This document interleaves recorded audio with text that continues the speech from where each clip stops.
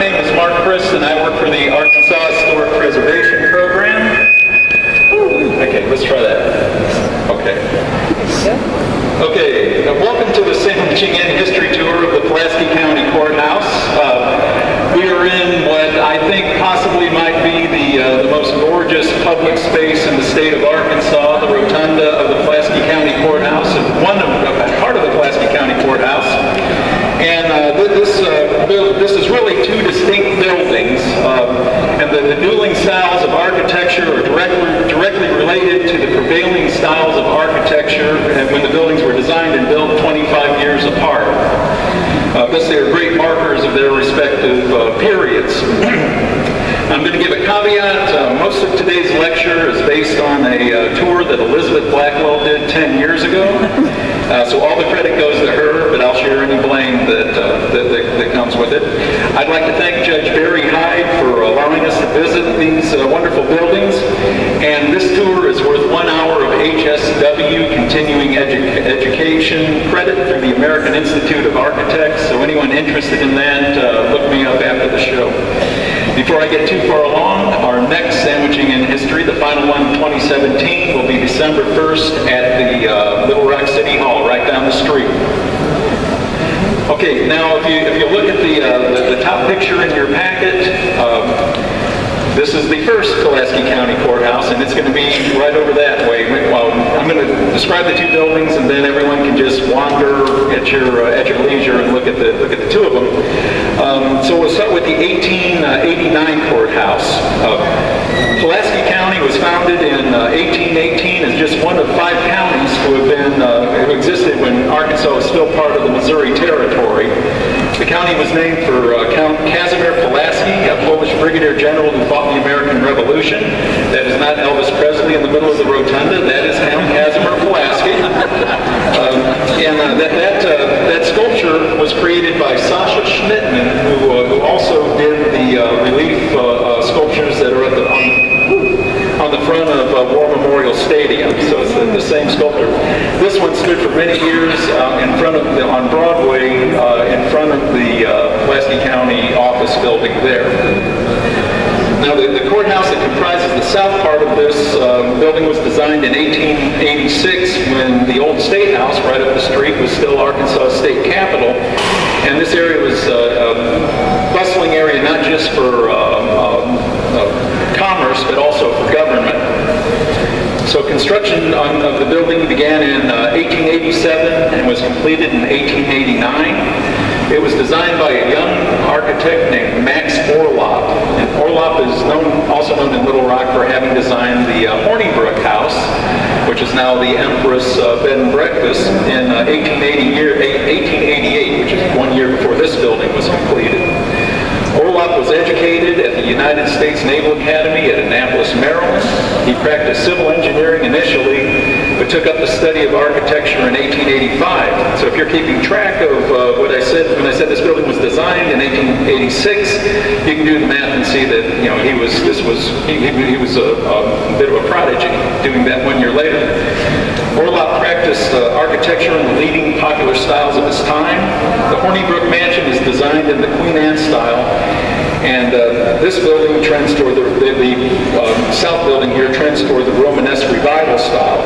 Both of these were popular in the late 1800s, which was the Victorian period of design.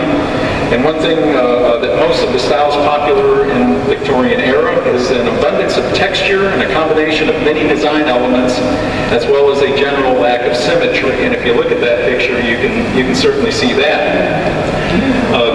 The 1889 courthouse exhibits a subtype of the Romanesque revival called Richardsonian Romanesque, which is named for one of the greatest American architects of all time, Henry Hobson Richardson. Richardson designed in the Romanesque style, but he popularized the use of irregular rough-cut stone as the primary exterior wall element, which you can certainly see in that photo. Buildings of this style often count on the changing colors and textures of the wall material to serve as the design of the building without adding a lot of extra decorative elements. These buildings commonly feature towers, both conical and square towers, which you can see in both types in that building.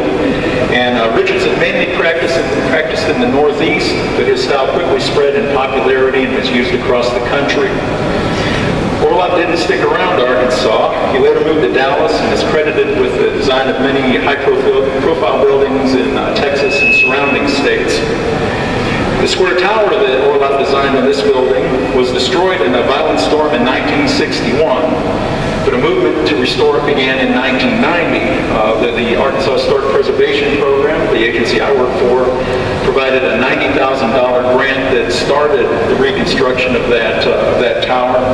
But the bulk of the money was raised by the legal community that uses this building, and it was completed in 1995 when a 200-foot crane lifted the dome into place.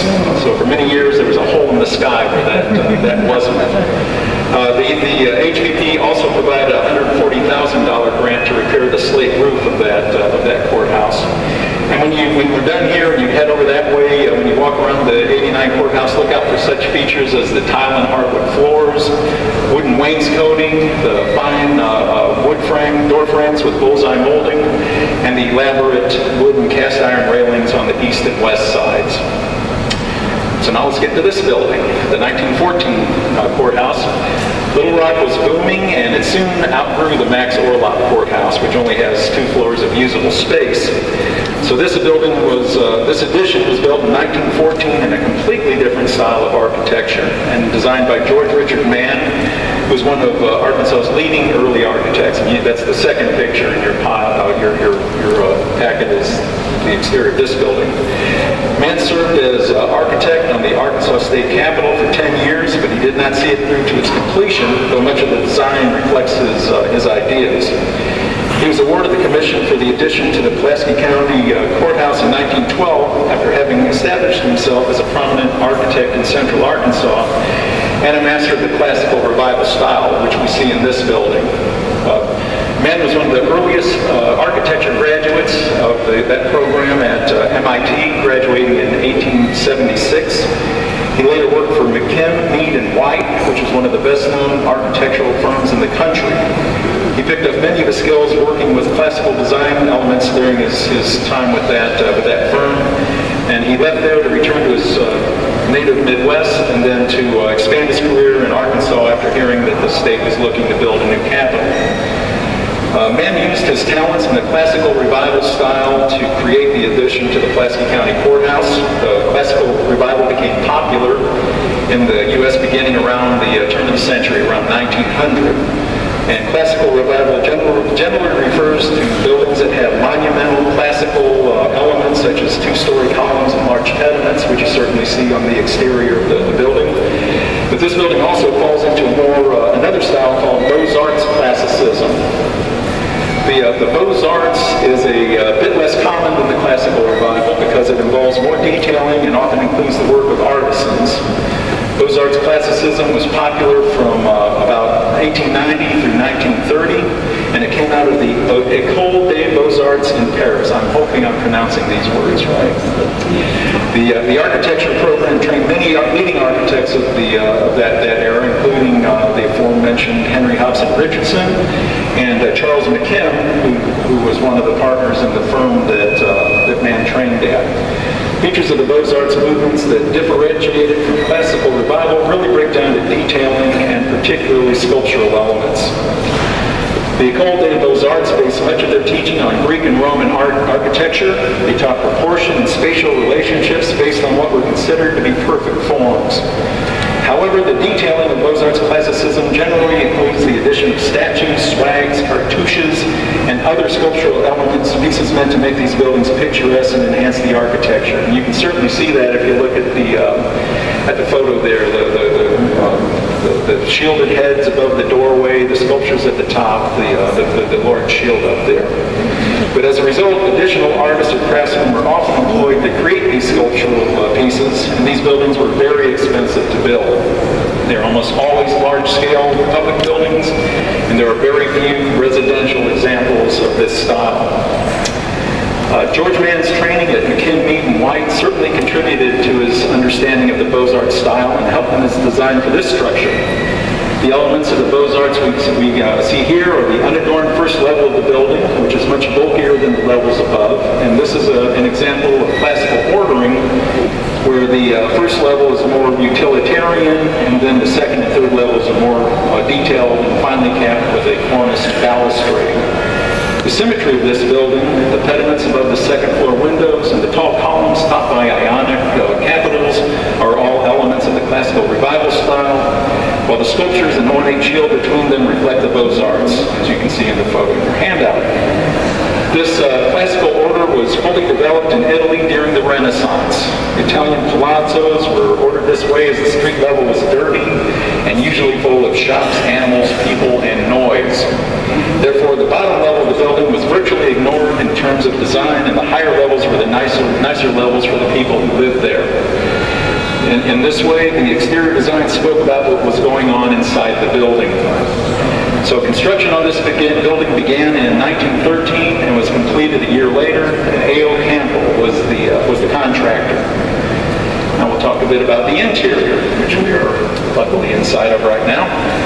The interior dome was conceived as one of the primary features on the interior of this building. The dome penetrates 3 floors of the building, and all significant spaces and movement paths are planned around it, and the building's major entrances are on axis with that feature. The dome is supported at 4 points, which are embellished with marble Corinthian columns, and perhaps more notably, capped up with sculptures representing justice, machinery, agriculture, and art.